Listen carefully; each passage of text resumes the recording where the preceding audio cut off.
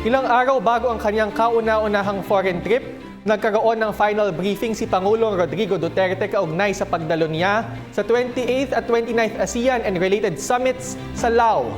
Kabilang sa mga posibleng makapulong ng Pangulo ay sina US President Barack Obama at Russian President Vladimir Putin. Ang ulat mula kay Rocky Ignacio. Binigyan ng final briefing si Pangulong Rodrigo Duterte para sa nalalapit na partisipasyon nito sa 20th at 29th ASEAN and related summit sa Laos People's Democratic Republic sa susunod na linggo. Si Director Saldi Patron ng Office of ASEAN Affairs and Department of Foreign Affairs ay nagsagawa ng briefing sa Pangulo sa Malacanang. Sa panayam sa media sa NAIA Terminal 2, sinabi ng Pangulo na pinaghahandaan na rin niya ang kauna-unahang pagdalo sa pulong bilang Pangulo ng Pilipinas.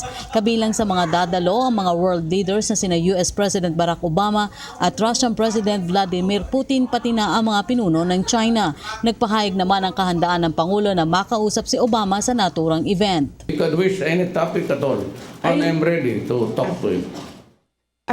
Sir, just to clarify, are you willing to meet with him in Laos? To talk to him? Apo. Of course. Sir, the US wants to bring up the human rights issues with you. Are you willing to discuss that, and what do you intend? Depends to what degree. You must, because they must understand the problem first before we talk about human rights. I would insist, listen to me. This is what the problem is.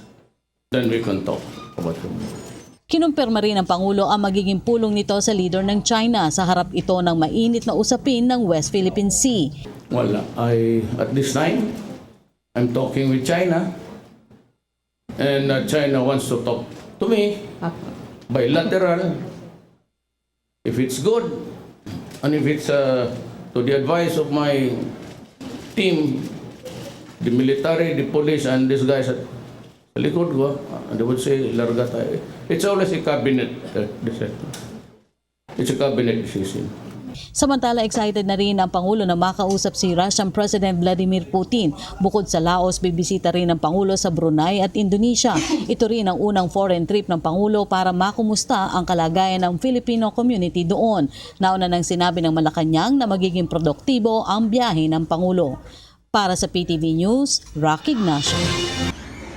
Ako po si Cathy San Gabriel. Subscribe na sa PTV YouTube channel. I-click lang po ang subscribe button.